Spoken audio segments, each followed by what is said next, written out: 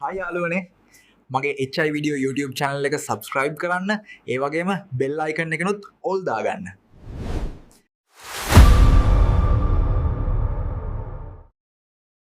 නොසන්සූන් වූ මහා සාගරය තම සාමකාමී රාජ්‍යයට තර්ජනයක් වෙද්දී අතීත ලංකාවේ වැසියෝ දැඩි බියෙන් පසු වූහ.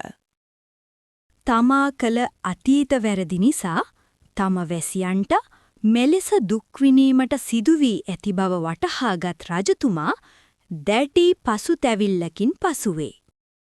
මහා කරුණාවෙන් සහ අපිරිමිත ධෛර්යයෙන් පෙළඹුණු බිසව තමා රාජ්‍යය බේරා ගැනීම වෙනුවෙන් තමාම පරිත්‍යාග කිරීමට තීරණය කළාය.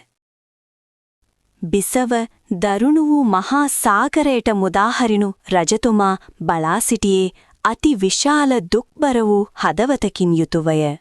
මීට පෙර රළු ලෙසත් කෝපයෙන් ලෙසත් පැවති මුහුද බිසවගේ උතුම් පරිත්‍යාගශීලී හදවතට ගරු කරන්නාක් මෙන් නිශ්ශබ්ද විය.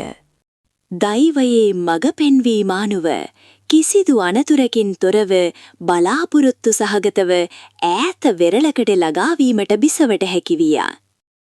දෛවය විසින් රජු සහ බිසව නැවත මුණගස්වන ලද අතර ඔවුන්ගේ ප්‍රේමය පරිත්‍යාගයේ සහ බලාපොරොත්තුවේ අමරණීය කතාපුවතක් බවට පත්විය.